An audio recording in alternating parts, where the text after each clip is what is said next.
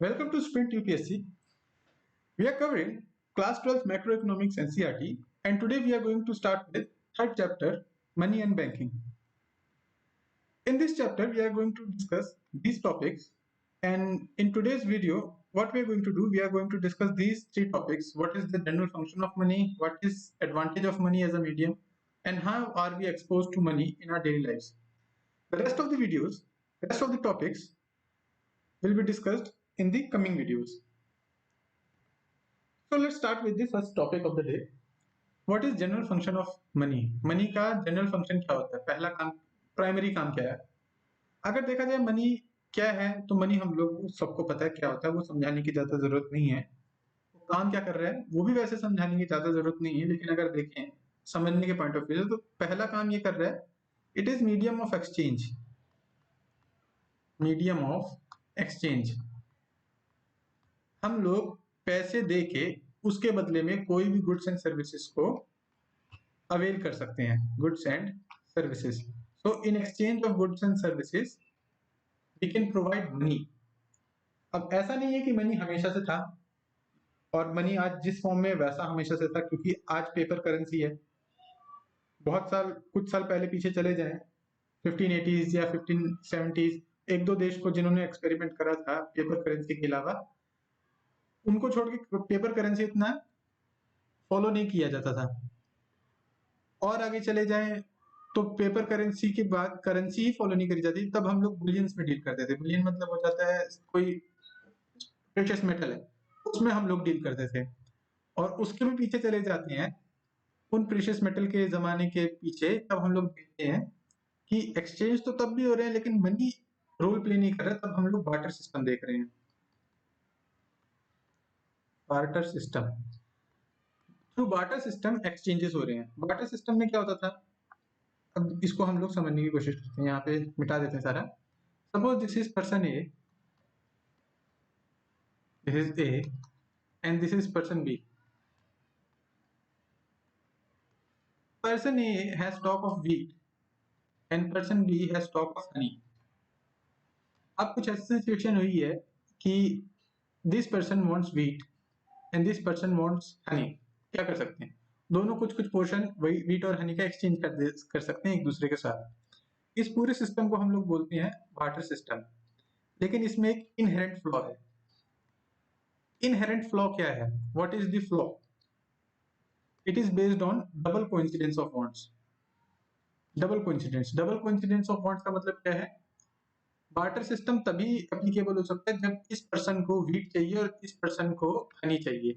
For example, अगर हम लोग देखें अल्टरनेटिव केस में, अगर इसको हनी नहीं चाहिए, this person wants other than honey, this person wants cotton, and person who's having stock of cotton wants jute। तो ये ट्रांजैक्शन बहुत कॉम्प्लिकेटेड हो जाता है। तो मनी हम लोगों को ये फ्लॉ को खत्म करता है। मतलब बार्टर सिस्टम का जो फ्लॉ था, जिसमें डबल कोइंसिडेंस ऑफ वांट होनी ही चाहिए, मनी उसको खत्म कर देता है। मनी क्या कर देता है कि आपके पास अगर मनी है, आप उसके एक्सचेंज में गुड्स एंड सर्विसेज खरीद सकते हैं। हर गुड्स एंड सर्विसेज की एक सर्टेन वैल्यू है और उस वैल्यू के आधार पे आप चीजों को खरीद सकते हैं, बेच सकते हैं। एक और चीज मनी का हम लोग को फायदा मिलता है, वो ये है, it provides value to labour services. हमारी जो भी लेबर सर्विसेज हैं, अब मैं बाल काट रहा हूँ, गार्डनिंग कर रहा हूँ, घर में झाड़ू पोछा लगा रहा हूँ, मैं जो भी कर रहा हूँ, मेरे हर काम को वैल्यू है। बार्टर सिस्टम में मैं ये कैसे डिफाइन करता कि अच्छा, मुझे अगर बिल्डिंग में ईंटें लगानी है तो मेरे 1 किलो टमाटर उसकी मेरी रिक्वायरमेंट है, उसकी फीस है। या फिर मैं जा रहा हूँ मार्केट में मैं सब्जी के फल लगाए हुए, तो सब्जी बेचते हुए मैं कह रहा हूँ कि मुझे ये जूते चाहिए, ये कपड़े चाहिए। ये इम्पॉसिबल है। मैं, मेरी क्या लेबर है, मेरे क्या स्पेशलाइजेशन है, मेरे क्या टैलेंट है, मैं उन हर टैलेंट को वैल्यू दे सकता हूँ थ्रू मनी। मनी का एक अगला एडवांटेज क्या है? मनी पेरिशेबल है, सॉरी नॉन पेरिशेबल है as compare to other medium of exchange. यहीं पे देखते हैं टोमेटो और पोटैटो। सपोज दो लोग हैं जो एक्सचेंज करने के लिए विलिंग हैं टोमेटो और पोटैटो को, लेकिन अभी नहीं, फ्यूचर डेट में। मतलब आज मेरे पास अगर टोमेटो 1 kg है तो मुझे एक सर्टेन टाइम पे ही, सर्टेन टाइम के अंदर अंदर ही उसको एक्सचेंज करके पोटैटो लेने पड़ेंगे, नहीं तो टोमेटो पेरिश हो जाएंगे, खत्म हो जाएंगे, और मैं ये काम कर नहीं पाऊंगा। मनी में ये फ्लॉ नहीं है, मनी नॉन पेरिशेबल है। अब मैं 1 जैन को यूज कर रहा हूँ 1000 रुपए, या जून को यूज कर रहा हूँ 50 रुपए, या 31 दिसंबर को कर रहा हूँ, मेरे पास वो 50 रुपए इंटैक्ट है, अगर मैं खूँ ना तो, ठीक है, तो वो इंटैक्ट है। हो सकता है वैल्यू 50 रुपए की कम ज्यादा थोड़ी बहुत हुई होगी, लेकिन द पॉइंट इज कि अभी मनी मेरे पास इंटैक्ट है और वो खत्म नहीं हो रही, वो नॉन पेरिशेबल है अगर दूसरी चीजों से कंपेयर करा जाए। अगली चीज, ये कन्वर्टेबल है। अब मनी को आप कन्वर्ट कर सकते हो टोमेटो खरीदने के लिए, पोटैटो खरीदने के लिए, सीमेंट खरीदने के लिए, गोल्ड खरीदने के लिए, हर एक में कन्वर्ट कर सकते हो। Money is more convertible than any other asset in the world, या फिर हम लोग ये भी बोल सकते हैं कि money is the most convertible asset, और most convertible means of wealth. अगर हम लोगों को अपनी वेल्थ बेचनी है, कार बेचनी है, तो कार के बदले में क्या ज्यादा आसान होगा डिमांड करना, 1 किलो सोना या फिर 2 लाख रुपए? ऑफ कोर्स 2 लाख रुपए मांगना ज्यादा कन्वीनियंट होगा हम लोगों के लिए भी, क्योंकि सामने वाला भी पैसे को ज्यादा कन्वर्टेबिलिटी उसके आधार से पैसों को स्टोरेज उसके पास ज्यादा होगा as compare to 1 kg of gold. Okay, तो इस तरीके से कन्वर्टेबिलिटी हमारे पास मनी की ज्यादा है in form of wealth. Money, दूसरी चीज, मनी क्या है उसको हम लोग डिफाइन करने की कोशिश करते हैं। Money, it is an bill, एक तरीके से बोल सकते हैं, it is a bill which is authorised bye a sovereign. Sovereign मतलब कोई भी एक इंडिपेंडेंट बॉडी जो कि फ्री है कोई भी डिसीजन लेने के लिए। अब money is backed by a sovereign, और वो एक स्टेबल वैल्यू प्रोवाइड करती है हर चीज को। अभी स्टेबल वैल्यू प्रोवाइड करने का मतलब क्या है, इसको हम लोग समझते हैं दूसरे तरीके से, रिवर्स में जाके क्रिप्टो करेंसी को देखते हैं। क्रिप्टो करेंसी में एक बहुत फेमस करेंसी है, वो है बिटकॉइन। अब बिटकॉइन की वैल्यू देखो, कभी कभार तो ऐसा होता है कि एक बिटकॉइन, उसकी वैल्यू आज $1 है, 2 दिन पता चलता है एक बिटकॉइन की वैल्यू $500 हो जाती है। तो क्या ये एक स्टेबल वैल्यू है? सपोज इसको ऐसे ही सपोज कर लेते हैं, आप जा रहे हो कोई भी सर्विस लेने के लिए या फिर कोई भी गुड खरीदने के लिए, और उसने कहते कि मैं तो बिटकॉइन में डील कर रहा हूँ, और उसकी फीस है 1 बिटकॉइन। सपोज ट्यूशन कोई पढ़ रहा है, तो 1 बिटकॉइन उसने चार्ज करने के लिए बात करी है।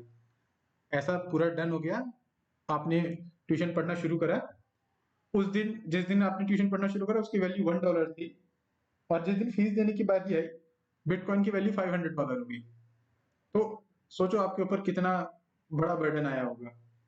तो bitcoin is very unstable form of currency. Currency अगर हम लोग एज अ करेंसी इसको यूज करना चाहते हैं, या फिर कोई भी क्रिप्टो करेंसी, पहली बात तो उसको कोई सॉवरेन बैक नहीं करता है, दूसरी बात वो एक स्टेबल वैल्यू प्रोवाइड नहीं करता है।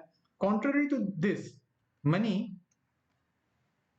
मोर or less in short run उसके पास एक स्टेबल वैल्यू है, फर्स्ट ऑफ ऑल।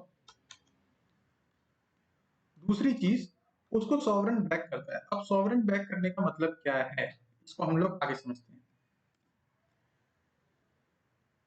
मनी को एक सेंट्रल अथॉरिटी इश्यू करती है, हमारे देश में वो काम आरबीआई कर रही है, ठीक है। अब आरबीआई करती है तब जब उसको सॉवरेन बैक कर रहा है। वो कैसे बैक करेगा? लीगल टेंडर के थ्रू। इसको आप समझिए, ये एक नोट है, suppose this is 100 rupee note, और उस पे गवर्नर ने साइन, यहाँ पे बहुत कुछ लिखा हुआ है, और उसके नीचे यहाँ पे साइन करा हुआ है। लिखा क्या, उसका डेफिनेशन, उसका मतलब क्या है? कहने का मतलब यह है कि गवर्नर गारंटी ले रहा है कि अगर ये नोट आप मेरे पास लेके आओगे तो I will provide the value of this note. जितना इसके ऊपर लिखा हुआ है उतनी की वैल्यू मैं आपको प्रोवाइड करूंगा, चाहे जैसे करूँ। अब आरबीआई के गवर्नर ने तो बहुत लंबी चौड़ी की प्रॉमिस तो कर दिया, लेकिन उसके पास बेसिस क्या है? बेसिस ये है कि गवर्नमेंट ऑफ इंडिया ये गारंटी लेने के लिए तैयार है कि आरबीआई अगर मेरे पास ये नोट लेके आएगा तो मैं उसको उसकी वैल्यू प्रोवाइड करवा दूंगा। तो आरबीआई क्या कर रहा है, in another form is playing a middleman role. ये कह रहा है कि मैं गवर्नमेंट से आपको इसकी वैल्यू प्रोवाइड कराऊंगा, और आरबीआई ये प्रॉमिस इसलिए कर सकता है क्योंकि गवर्नमेंट ने इस नोट को एक चीज दी है, वो है लीगल टेंडर। लीगल टेंडर क्या है? लीगल टेंडर का मतलब ये है कि आप इस नोट के बदले, आप इस नोट को यूज कर सकते हो अपने कोई भी ट्रांजैक्शंस को सेटल करने के लिए। इसका मतलब ये है कि मैंने इसको लीगल टेंडर प्रोवाइड कराया। अगर दूसरे शब्दों में कहें, अगर लीगल टेंडर मैंने प्रोवाइड कराया है तो मैं इस नोट को कहीं भी यूज कर सकता हूं अपने ट्रांजैक्शंस को सेटल करने के लिए। अगर लीगल टेंडर ना प्रोवाइड हो, फॉर एग्जांपल जब हम लोगों ने देखा था डिमोनेटाइजेशन हुआ था, डिमोनेटाइजेशन में प्राइम मिनिस्टर ने एक वर्ड कहा था कि we are withdrawing the legal tender. हम लोग लीगल टेंडर नोट का 500 के और 1000 के नोट का लीगल टेंडर हटा देंगे, 500 और 1000 का। अब उसके लीगल टेंडर हटाने का मतलब क्या था? मतलब ये था कि अगर किसी के पास पुराने वाला 500 का नोट है और वो जाता है किसी इंसान के पास और कहता है कि मुझे 500 रुपए की कोई चीज खरीदनी है, या फिर मेरे पास, मैंने तुम्हें 500 रुपए देने थे तो ये लो 500 रुपए मैं तुम्हें दे रहा हूँ। So person A has all the right to refuse it, कि नहीं ये 500 रुपए मैं नहीं लूंगा क्योंकि इसको गारंटी सॉवरन नहीं दे रहा है। अगर मैं कल सॉवरन के पास जाता हूँ कि मुझे इस 500 रुपए की वैल्यू प्रोवाइड करवाओ, तो मना कर देगा क्योंकि इसको लीगल टेंडर नहीं है। ठीक है? या फिर दूसरे तरीके से बोला जाए कि एक्सेप्टेबल नहीं है इस नोट को। और लीगल टेंडर प्रोवाइड अगर इसको होता, अब ये नहीं मना कर रही है गवर्नमेंट की नहीं नहीं इसको तो बैन कर देंगे, हटा देंगे, ट्रांजैक्शन कर ही नहीं सकते। इसकी वैल्यू अब एक कागज जितनी ही है और कुछ नहीं है, अगर इसको लीगल टेंडर प्रोवाइड नहीं है। जब लीगल टेंडर प्रोवाइड है तब इस कागज की एक वैल्यू आती है। तो क्योंकि एक नोट को लीगल टेंडर सॉवरेन प्रोवाइड करता है तो उस नोट को वैल्यू मिलती है। उस नोट की वैल्यू प्रोवाइड करने की गारंटी सॉवरेन की होती है, और वो कभी भी सेंट्रल अथॉरिटी करवाएगी। अगर सेंट्रल अथॉरिटी के पास आप आओगे, जैसे आरबीआई के पास अगर आप आओगे कि मुझे इसकी वैल्यू प्रोवाइड करवाओ, तो वो सॉवरेन के थ्रू आपको प्रोवाइड करवाएगा। ओके, तो ये होता है पहले तो मनी का मेन मकसद, और यही होता है लीगल टेंडर। जब हम लोग कह रहे थे ना कि सॉवरेन की गारंटी का क्या मतलब होता है, कि what is the meaning of guarantee bye sovereign. Guarantee bye sovereign का मतलब यही होता है कि सॉवरेन जिसकी लीगल टेंडर प्रोवाइड करे, जिसकी गारंटी दे कि मैं इसकी वैल्यू आपको प्रोवाइड कराऊंगा। अब मनी आती कैसे है हम लोगों के पास, या फिर मनी का उतार चढ़ाव मार्केट में कैसे होता है? वैसे तो ये बहुत ही बड़ा टॉपिक है और हम लोग इसको और डिटेल में पढ़ेंगे, लेकिन एक छोटा सा ओवरव्यू लेते हैं। एक सेंट्रल अथॉरिटी होती है हर देश में, जैसे मैंने अभी बताया आरबीआई हमारे देश में ये काम करती है। वो मनी को इंजेक्ट करती है मार्केट में, केवल इंजेक्ट नहीं करती है, पुल भी करती है मनी को। कभी पुश कर रही है, कभी पुल कर रही है। वो क्यों कर रही है? वो देखती है कि मनी की डिमांड कितनी है और मनी की सप्लाई कैसी है। मनी की डिमांड क्यों होगी? मनी की डिमांड होगी क्योंकि हम लोगों को ट्रांजैक्शन करना है। ट्रांजैक्शन मतलब चीजें खरीदनी है, चीजें बेचनी है, मेरे ऊपर कुछ किराया होगा, कुछ उधार होगा, उसको सेटल करना है। ये सारे ट्रांजैक्शन हैं। और कुछ मैं पैसों को स्पेकुलेशन के रूप में ले रहा हूँ। स्पेकुलेशन पे क्यों लूंगा? ये हम लोग पूरा का पूरा टॉपिक बहुत ज्यादा डिटेल में पढ़ेंगे, इसको अभी के लिए हम लोग स्किप कर सकते हैं। लेकिन बेसिकली ये माना जाता है मैक्रो इकोनॉमिक्स में कि मनी के दो प्राइमरी ऑब्जेक्टिव होते हैं, पहला होता है ट्रांजैक्शनल, दूसरा होता है स्पेकुलेटिव।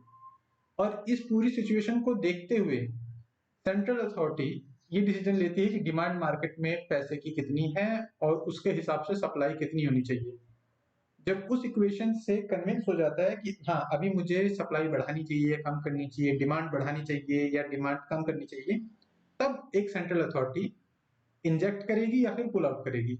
वो कैसे करेगी ये भी हम लोग फ्यूचर की वीडियोस में देखेंगे। अभी हम लोगों ने मनी का बहुत ब्रीफ सा इंट्रोडक्शन लिया था। मीनवाइल आप क्या कर सकते हैं, meanwhile you can download the sprint UPSC app, और स्प्रिंट यूपीएससी ऐप पर आप चैप्टर 3 के क्वेश्चंस क्रिएट कर सकते हैं। और केवल चैप्टर 3 के नहीं, हर एनसीईआरटी के आप क्वेश्चंस को क्रिएट कर सकते हो, आप टेस्ट क्रिएट कर सकते हो और आप उसको प्रैक्टिस कर सकते हो। जितना ज्यादा आप प्रैक्टिस करोगे उतने ज्यादा आपके कंसेप्ट में क्लैरिटी आएगी। तब तक thanks and have a nice day.